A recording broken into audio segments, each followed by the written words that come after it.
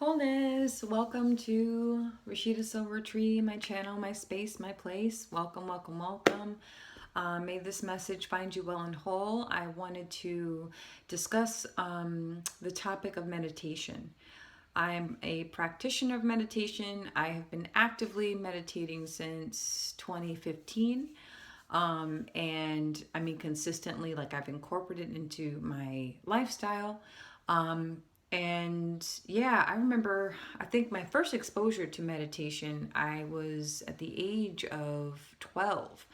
I was watching a movie based off of, or on the life of one of the, oh my gosh, Tibetan monks, I think, or one of the Dalai Lamas.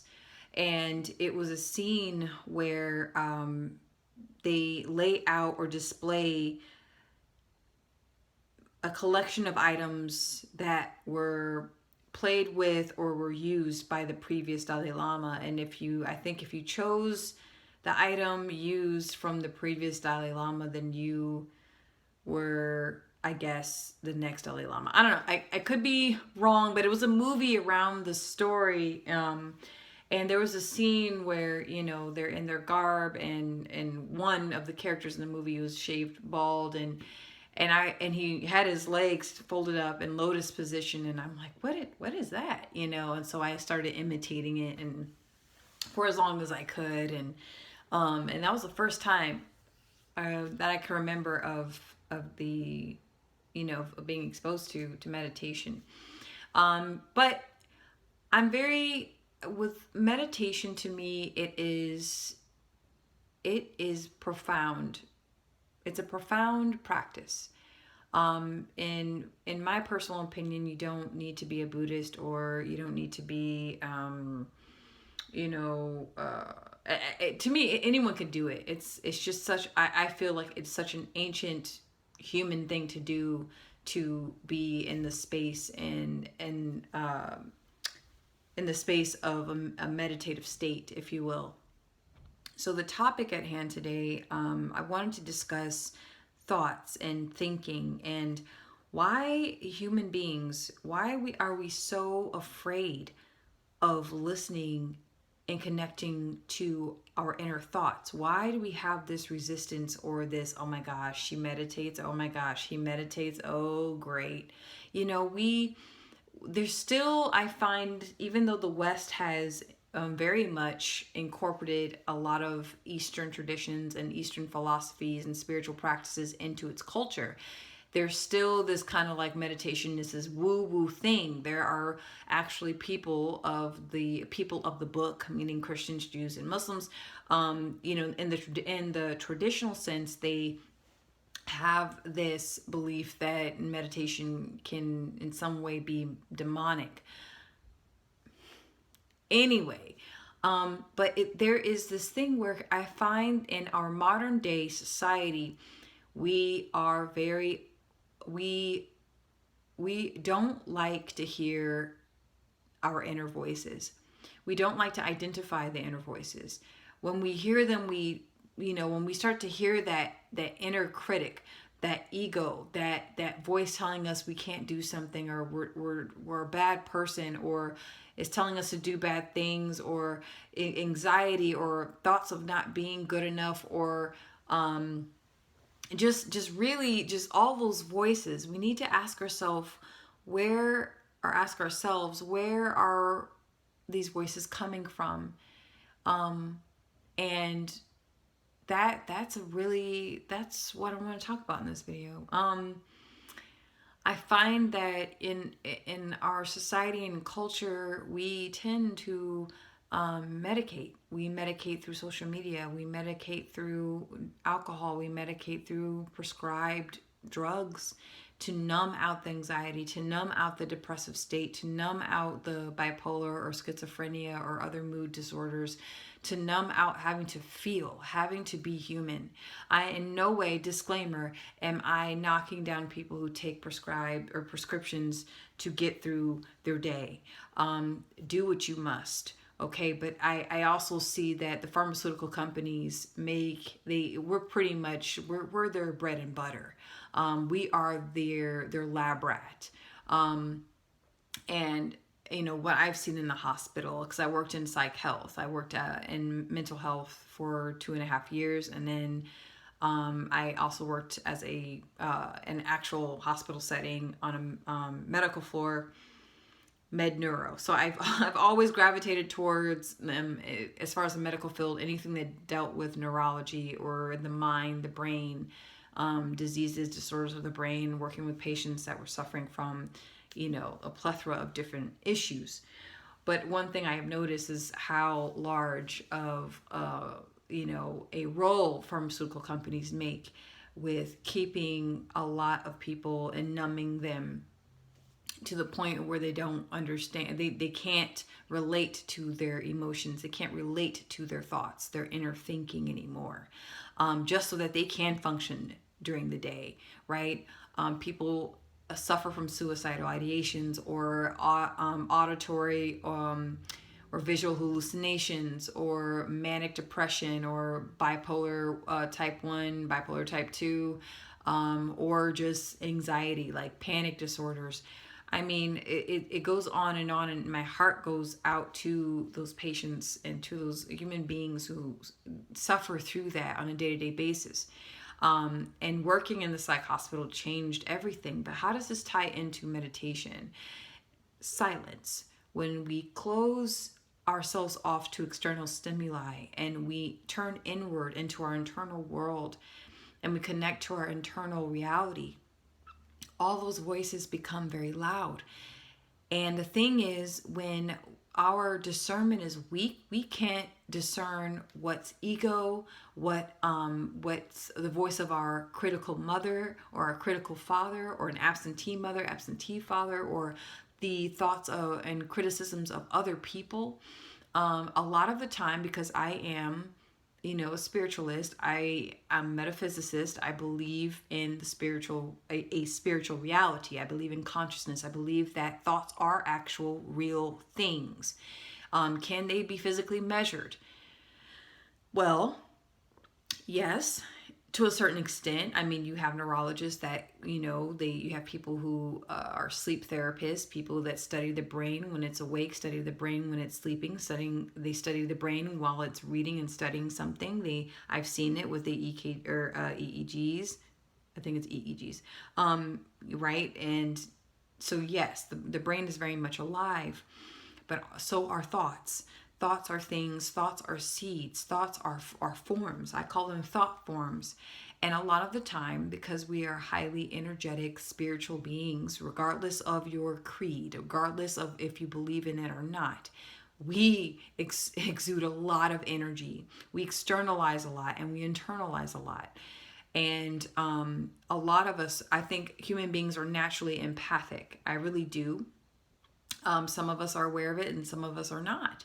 And you just kind of take everything in and you don't see the weight that you carry. You don't see the cloud of thought forms that you collect from other people and from other spaces and environments. Have you ever walked into a room, right, or a place you've never been before, and you're just awed by the energy and the presence? Like I remember walking or visiting La Sagrada Familia in Barcelona, Spain years ago, and I was just taken aback. The energy there was sacred and holy and large and gigantuous.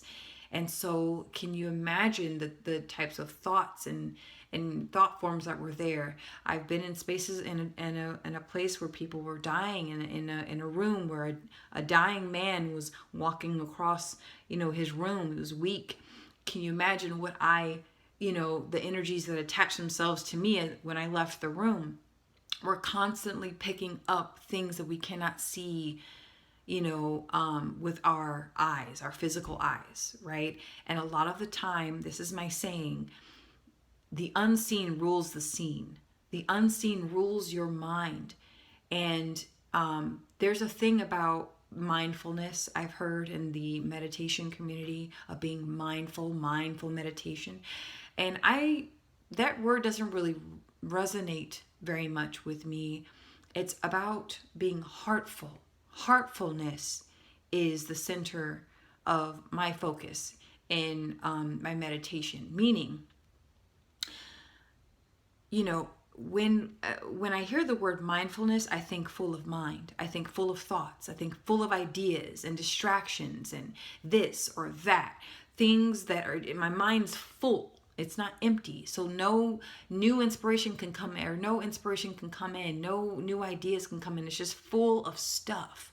When I think of the word and feel the word heartful, full of heart, it takes all that burden and releases all that burden of the mind and turns it into something called love, right? And it moves that energy into the heart space, and it empties all that's unneeded in the mind. And so the mind begins to expand when the heart is open.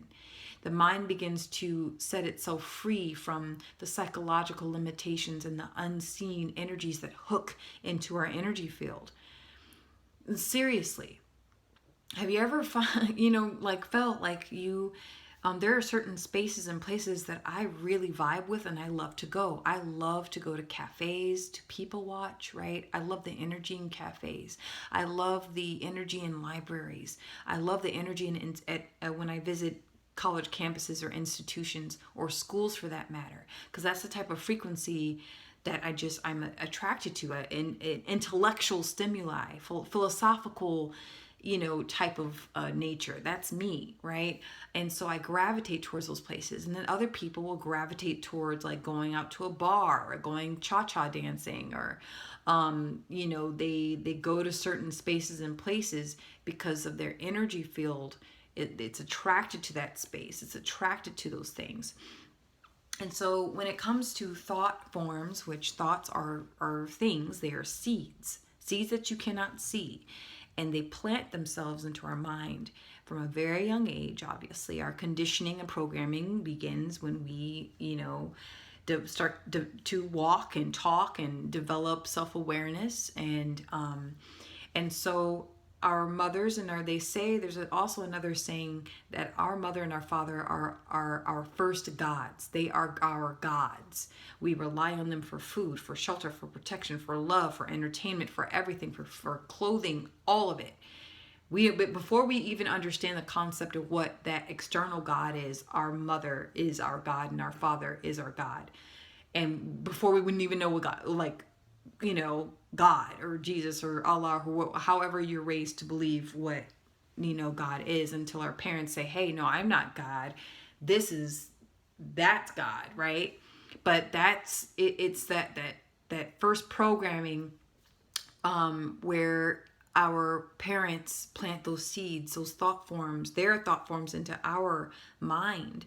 We don't really have a chance to develop our own thinking. We take the form of our mother's thinking and our father's thinking, and then we should then create our own authentic ways of expression as an adult. And it takes many decades to do that. You have to, I see it with my middle school students where, their ego is developing. They're becoming more and more and more and more aware, right? Or self-aware to a certain extent. But the ego, you can see the ego is just poof, right? During puberty and hormones and the biological chemical changes in their body, the ego becomes like, this is who I am. This is who I am. Let me establish my identity. You don't tell me who I am. I know who I am, right? Every young person will have that moment, okay? Usually between the age of 12 and 25. They're just like, oh, I know who I am. I know who I am. Or they don't know I don't know who I am. Who am I, right? So with meditation,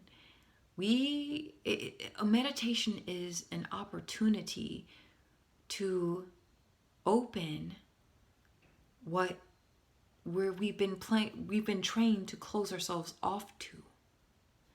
It is a very private, internal experience that no other man or woman has any access to. It is an opportunity for you to discover you. to discover different aspects of you, different aspects of the self. So, why do we fear listening to the voices, the different dialogues, the stories, the narrations, the hopes, the fears, the anxieties, the rage, the joy, the hurt, the pain, the wounds? Why is it that we have a hard time with this? And you can say, "Oh, Rashida, like duh, like we the answer's simple. We just either don't know how, or we're programmed to it." Yes, that is true. Many people just don't know how because they were never exposed to it. Again, like I said before, we were never given the chance. Everything that you believed in and as a child came directly from your parents or whoever fed you and clothed you. Whether you're a child of a ward of the state, meaning foster child or orphan, or you had a beautiful, happy home with both parents, or you had a single parent struggling to raise you, you have been indoctrinated in certain way and patterns of thinking. And so in meditation, that begins to dissolve. In meditation, silence is your guide. It's unsettling. The body doesn't even want to do it. I struggle with it even now. I've struggled with meditation for the past couple of years because I was sharing space with another, and that, I'm so sensitive to the point where if I'm cohabitating with someone, it's a blended energy. So I'm not only doing my own spiritual work for myself, I'm also doing the spiritual work for another person if that other person isn't doing the work. So that's one of the key points on why cohabitating takes a lot of energy out of me. If the other person isn't doing what they need to be doing to maintain themselves. And I'm talking spiritually and energetically now, okay? Not just physically or monetary or financially. I'm saying your psychological, spiritual, mental, emotional well-being. And so through meditation and through silence, when you allow silence to be your guide, you are then taken through multiple layers of consciousness that resides within you. And the more you begin to discover these parts of yourself, the more you begin to familiarize yourself with what goes bump in the night, right? And like I'll use an example. As a little girl, yeah, I was scared of the dark from time to time. I would stare at my closet. My closet door would be wide open and it'd just be completely pitch black. And I'm holding up the blankets or pull it over the blankets over my head because my mind, there was something that said darkness is scary. The void, the mystery of the darkness should not be discovered. It should be avoided. So at a very young age, we are trained to believe that what is dark and mysterious is bad. What is dark and mysterious should not be touched. Go towards the light, they say, right? And I believe that especially those who are light workers, you want to call yourself that, any light in you, any love in you, and you have this calling, soul purpose, if you will, earth star, I call that your earth star is your purpose in life, your direction, and what you're meant to be doing in this life. We're meant to take our light into the darkness. We're meant to go into the void of mystery and the unknown. And so when we begin to unravel and when we enter into that dark place, there's no light, there's no guidance. It's just nothingness. And nothingness scares a lot of people. Silence scares off a lot of people. I do silent fasts where I'll go days without speaking. And, and this is an ancient practice. This is nothing brand new. I am not presenting something like that's never been done before. There are many different spiritual paths and religions and religious practices where people go into themselves to hear God, to hear consciousness, to hear cosmos, to hear soul, spirit, ancestors, their intuition. This is key because if you don't take the time to unravel the darkness within you through silence and through closing your eyes and going inward, you're that much more disconnected to the physical reality around you. Master the internal you can master the internal world within you through visitations. Meditations are visitations. You're visiting you. You're visiting the many different aspects of you. You're allowing yourself to observe and hear the many different dialogues of you. And it's a very deep practice, because the moment you say, oh, I get it now. Oh, I understand this layer of the self. Then the more the more surprises come out, right? Sometimes those surprises are freaky and scary and very just weird experiences, but they're needed. When self-mastery is about observing and studying and visiting with the self. All that is dark and hateful and evil and loving and light and joyful. You're studying both.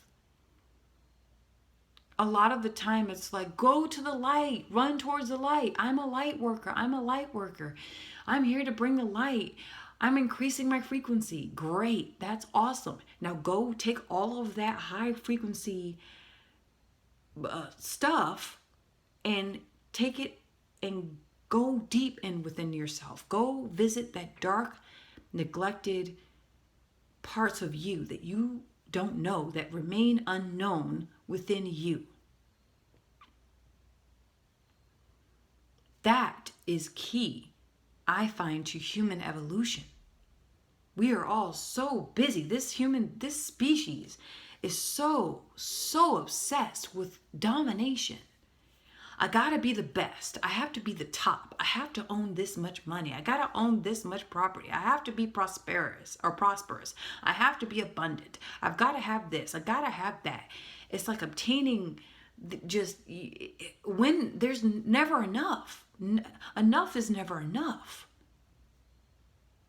Hollywood is experiencing a manifestation of the avoidance of doing they're cut off. That whole area, the whole mindset, the whole frequency over there is so cut off from doing the internal reality. It's focused so much on illusion, so much on the external stimuli. It's lost itself. And all of that illusion is falling apart. You want to know yourself and discover yourself and master yourself. Go inside. Go inward. That is just, you don't need to pay $5,000 to go to a shaman. You don't need to go, you can pay the big bucks, and go to a psychologist. I'm all for therapy. Lord knows. I'm all for therapy. Okay? Or anything that can help your mental health. Right? I mean, people pay thousands and thousands of dollars running. They're like, oh, I gotta go to India. I gotta go to Tibet. Right? I gotta go to the Horn of Africa. I gotta get off the matrix. Do what you have to do to get to you. Whatever you have to do to get to you. All I ask, I find that, simplify. Simplify your approach. But do whatever you have to do to reach the you. Because once you reach the you, things just begin to make sense. People begin to make sense.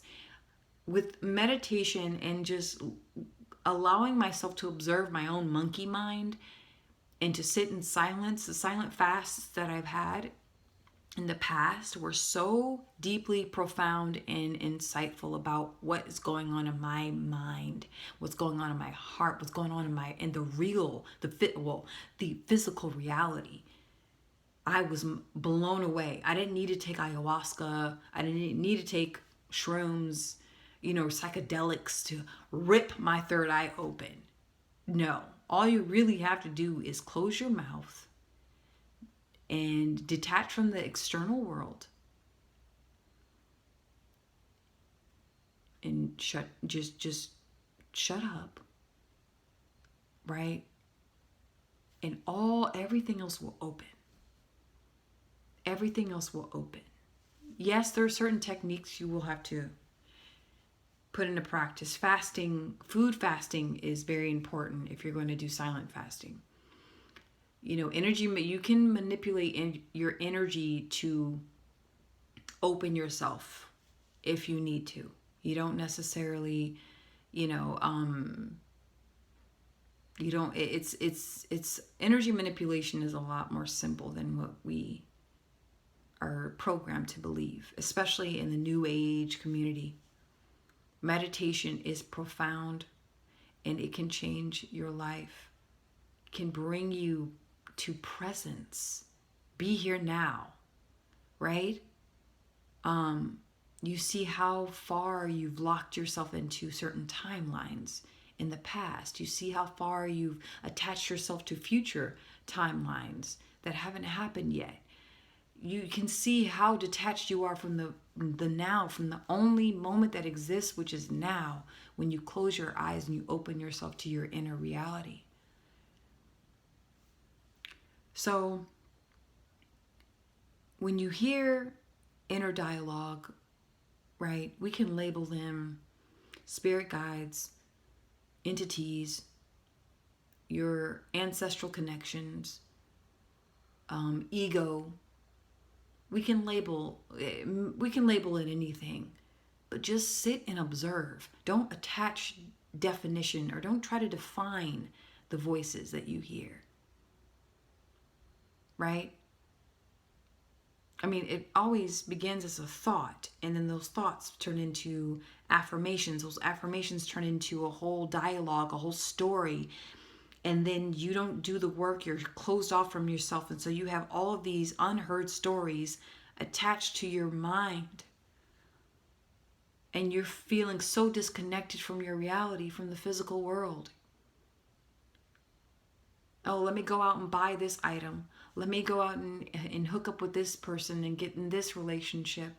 Let me do this. Let me do that. It all becomes doing rather than being. Because you can't hear, you can't see the stories that have attached themselves to you and you have attached themselves to them. I'm a person who believes in the unseen. It's real. And yes, I'm not a firm believer in using psychedelics to do this. It doesn't take all that. If you feel, but again, do you to get to you. Do whatever you got to do to get to you. So that means if you feel called to, ayahuasca and doing ceremonies and paying $5,000 to go to Costa Rica to meet up with a shaman in the jungle, do it. Right? I'm just saying, simplify your life. And it's much harder. I will say, with all this simplicity that I'm talking about, it's a lot harder to face yourself by yourself. We often need validation from our peers, from our lovers, from our friends, from our coworkers, from the systems that we're part of that sustain us to a certain extent. We need validation. Is this right? Am I doing what I'm doing? Is this right? Does this fit the narrative? Does this fit the story? So may this message find you well and whole. I hope I didn't rant too much. Oh, it's almost a half hour. Okay. But I really, truly you know, getting to know yourself, when you know yourself, you can then know others. You can then be open to know others. You can then be open to discovering other people, other human beings, other beings having a human experience. Because we're all connected. You can see the connection between the other and yourself. You don't put them on pedestals. Oh, look how awakened he is. Oh, look how lost she is. Doesn't matter. Because we're all living out different aspects of the self. And once you get to know the different aspects of the self, you can see yourself in other people. People can, and when people see themselves in you, it's a beautiful thing. You will meet resistance in meditation. That's for certain. But the best you can do is just observe. Observe the thought through breath. Let breath also be your guide. I am no Reiki master. I'm no shaman. I haven't been ranked in some order or initiated in some order. I'm not part of a coven. I don't, I'm just myself. I believe in the magic of the self, of the soul and spirit that we are born with, our birthright. So I don't, recently I'm like, oh, what if I I started studying Buddhism, but I changed my mind. I'm at a space on my path where I have all that I need within myself. And in order for me to know this and to connect to it, I must create the space to allow it to be revealed to me. You want to get to know yourself, create the space to get to know yourself. May this message find you well and whole. Let me know your thoughts and feelings, and let me know if I was too ranty in this one, but I just wanted to share that with you. See ya.